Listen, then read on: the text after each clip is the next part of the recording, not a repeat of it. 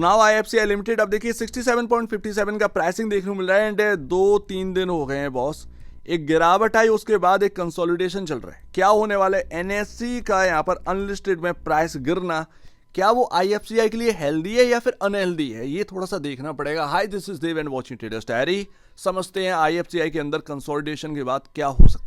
तो अभी देखिए, मेरा तो कहना यही है कि भाई जो रैली आई, आप देखेंगे 4 से 6 दिन के अंदर आप कहां से कहां पहुंच गए। 50 रुपए से सीधे आपने 73 रुपए 75 रुपए हिट किया।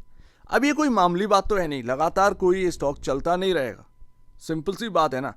ओवरबाउट भी था, काफ़ी ज़्यादा ओवरबाउट था, तो एक है ना करेक्शन आनी थी। मैं ऑलरेडी आपको ट्रेंड लाइन दिखाई चुका हूं कि एक ऐसी ट्रेंड लाइन निकल रही थी, वहीं से ये ना पॉइंट मिलता है एंड वहां से एक थोड़ी सी गिरावट आई है, राइट।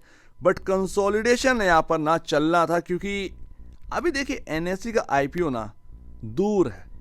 ऐसा नहीं है कि आपका 2 दिन बाद NSE का IPO की लगातार जो NSE की जो स्टेक है इनके सब्सिडरी के पास, तो उसकी वजह से कोई एक बहुत बड़ा इम्पैक्ट लगातार चलता रहे, ऐसा नहीं होने वाला है।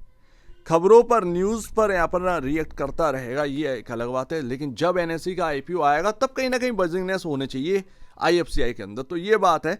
फिलहाल अगर आप देखें तो एक कंसोलिडेशन का माहौल है एंड जो कि चलना ही था। थोड़ा सा डिलीवरी क्वांटिटी चेक करते हैं कि सिर्फ ट्रेडिंग ही तो नहीं हो रही है, इन्वेस्टमेंट हो रहा है नहीं हो रहा है। तो भाई देखिए, यहाँ पर ना आपके सामने 25%, कल तो ट्रेडिंग नहीं हुई और इन्वेस्टमेंट ठीक ठाक हो गया। 25% का आपका डिलीवरी क्वांटिटी है। 37, 25 मोरली यहाँ पर ना 30 से 25% आपका डेली बेसिस पर एक डिलीवरी क्वांटिटी उठती है IFCI के अंदर।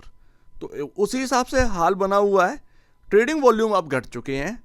एक ट्रेडर ने एक बड़ा प्राइस यहाँ पर एंजॉय किया एंड उसके बाद अब ठंडा पड़ चुका है माहौल एंड कंसोलिडेशन जितना ज़्यादा हो उतना ही ठीक है भाई। अगर थोड़ा सा रिटर्न ना बने ज़्यादा बेहतर है, बट वो प्राइसिंग जो हासिल करी है 50 रुपए से यहाँ तक पहुँचे हैं, वो वापस से कोलैप्स नहीं होना चाहिए। सबसे बड़ी बात यही रहती है। तो स्टॉक का कंसोलिडेशन होना बनता है।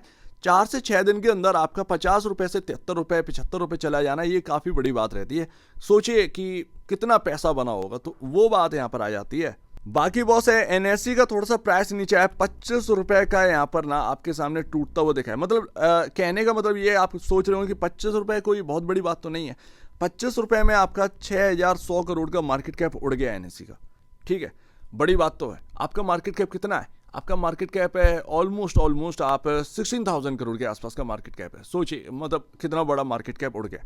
बट बात यहाँ पर यह आ जाती है कि एक ब्रेक लगा है। अब अगर यहाँ पर ना लगातार ये प्राइस ऐसे बढ़ता रहता, तो आपका जो होल्डिंग है, जो आपका सब्सिडरी के पास होल्डिंग है, उसकी भी तो वैल्यू बढ़ती भाई। जब 2400 रुपये पहुँचता ये NSE पहुँचा हुआ था, तो आपका 25,000 करोड़ का होल्डिंग वैल्यू बन रही थी। जो आपके पास आपकी सब्सिडरी है, उसके पास जो NSE के शेयर है, उसका 25,000 करोड़ का वैल्यू बन रही थी। तो बात यही है कि अगर ये 3,000 चला जाता तो वो 25,000 पर थोड़ी रहता, वो और भी ज़्यादा बढ़ जाता। तो यही सारी चीज़ें जो है वो मार्केट देखता है एंड उस हिसाब से मार्केट के अंदर ना चाल आती है स्टॉक्स के अंदर। तो वही बात आप समझिए, अभी ब्रेक लगा है, अभी रोकथाम हुई है NSE के प्राइस में अनलिस्टेड जोन में, ये एक सबसे बड़ी बात। एंड अभी अगर आप देखेंगे तो मार्केट कैप है 17,990 करोड़, 17,990 करोड़ है अभी के करंट भाव के हिसाब से। अभी अगर आप पी रेशो देखेंगे तो 105.18 का पी मल्टीपल पर काम कर रहा है, जबकि इंडस्ट्री पी 9.94 का यहाँ पर देखने को मिलता है। तो उससे ज़्यादा तो यहाँ पर वैल्यू मिल ही रही है। अब ऑफकोर्स यहाँ पर ना आपका मोनोपोली जैसा हाल है, क्योंकि आपके जैसा कोई दूसरा है नहीं, तो आपको वैल्यू मिल रही है तो मिल रही है। अगर आप देखा जाए तो NSE से जितने जुड़े हुए, जरा सी भी यहाँ पर ना अगर उसके साथ कुछ मिलान आपका है, जैसे कि BSE का है, जैसे कि IFCI का है, तो उनके अंदर लगातार कुछ ना कुछ एक्शन बना हुआ है, ये तो आप मान लीजिए। तो देखते हैं, प्राइस टू बुक वैल्यू अभी 1.90 टाइम है। यहाँ पर आपका यहाँ पर ना बस वही है कि न्यूज़ बेस्ड ना काफ़ी ज़्यादा इंपॉर्टेंट रखता है, काफ़ी ज़्यादा मायने रखते हैं। एंड लास्ट जो मैं ट्रेंड लाइन की बात कर रहा था वो ये निकल रही है, ये आज की नहीं, मैंने 2024 में आपके सामने बना के रखी थी। एंड उसी हिसाब से, क्योंकि कवर करना बंद कर दिया था एक लंबे टाइम से, PSU कवर नहीं कर रहा था, तो ये जो मैंने आपको बचाया एंड यहाँ पर ना आप थोड़ा सा अगर बच गए उससे, तो बहुत कुछ आपको हासिल हो गया होगा, ये बात तो क्लियर है। अभी अगर आप देखें तो मूविंग एवरेज क्या है? मूविंग एवरेज है 49 पर आपकी, एक मूविंग एवरेज आपका 57 के अराउंड देखने को मिलता है। ये आपका 200 EMA। बट अगर मैं बात करूं तो इंपॉर्टेंट जगह क्या है भाई, यही तो इंपॉर्टेंट जगह है जहां पर ये रुक रहा है।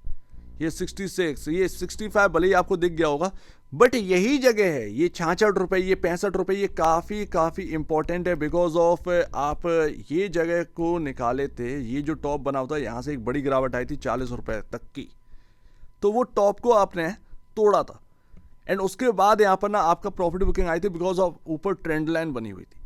तो अभी जब तक ये 65 रुपये 66 रुपये के ऊपर जब तक है, तब तक स्ट्रॉन्ग मानिए, कंसोलिडेशन चले, कोई दिक्कत की बात नहीं है। उसमें ओवरबाउट जो आप हो गए थे, वो ओवरबाउट से न्यूट्रल में भी आ जाएंगे, तो एक अच्छी बात ही रहेगी आपके लिए। ज़्यादा से ज़्यादा ओवरबाउट रहेंगे तो क्या मिलेगा? वैसे तो पीएसयू के अंदर देखेंगे तो बहुत सारे स्टॉक्स ओवरबाउट हो गए थे, लेकिन वो टिके हुए हैं। तो अपने अपने स्टॉक की कहानी है, सिंपल सी बात है, अपने अपने स्टॉक की कहानी है। बट अभी आप ये मान के चलिए 65 रुपये 66 रुपये, ये काफ़ी इंपॉर्टेंट रहने वाला है आगे भी और अभी भी। सो उम्मीद है काफ़ी कुछ आपको समझ में आया होगा। अपने हिसाब से स्ट्रेटजी बनाइए। एनएससी का आईपीओ अभी दूर है एंड अगर आप लोअर लेवल पर इन्वेस्टेड है, क्योंकि इस प्राइस पर आकर आप एंटर करें हैं, तो यहाँ पर होगा क्या, यहाँ पर आपको कंसोलिडेशन एंड आपको रुझानूपन ऐसा देखने को मिलेगा। बट अगर आप इस जगह पर हैं, जैसे आपने 50 पर बाई कर रखा है, 55 पर बाई कर रखा है, ये रेंज काफ़ी अच्छी है। ये रेंज में जिसने भी बाई कर रखा है उसे तो यहाँ पर ना सब कुछ है उसके पास। बट अगर आपने 70 रुपये ये सब बाई किया, क्योंकि जो 50-55 पर आए हैं ना, वो अगर टेक्निकल देखकर भी नहीं आए हैं, तब भी उन्हें टेक्निकल बेसिस पर बहुत अच्छा माहौल मिल गया, ना चाहते हुए भी उन्हें बहुत कुछ मिल गया। बात ये है। तो अभी अगर आप इस प्राइस पर आए हैं ना, 70 रुपये 73 रुपये, इवन आप 69 68 के भाव पर आए हैं, तो वो अगर आप थोड़ा समझें तो यहाँ पर आपको थोड़ा सा इस तरीके की कंसोलिडेशन, इस तरीके की मूव, इस तरीके की वॉलिटिलिटी झेलनी पड़ेगी। असली मूव तब आएगा जब ये ट्रेंड लाइन ये क्रॉस होगी एंड ये आपका 75 रुपये नहीं बल्कि 77 रुपये के अराउंड है, क्योंकि ट्रेंड लाइन लगातार बढ़ती चली जा रही है ना ऊपर की तरफ। तो ये 77 के ऊपर जब निकलेगा ना, असली मूव जो है तभी स्टार्ट होने वाला है। सो उम्मीद है, देखते हैं यहाँ पर आने वाले टाइम में 100 रुपये, सब लोग बात कर रहे थे 100 रुपये, 3 डिजिट का मार्क कैसे भी करके यहाँ पर हासिल कर ले। शायद पॉसिबिलिटी बनती भी है, शायद ये हो भी सकता है, कोई बड़ी बात नहीं है।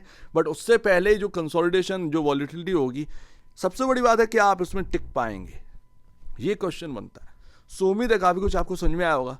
एक बार निवेश से पहले या बेचने से पहले अपने ब्रोकर एडवाइजर से जरूर सलाह लीजिएगा। खुद की स्टडी करेगा, उससे बेहतर कुछ भी नहीं है, खुद की स्टडी मस्ट है। तो आप दीजिए वीडियो देखेंगे, बहुत धन्यवाद दोस्तों।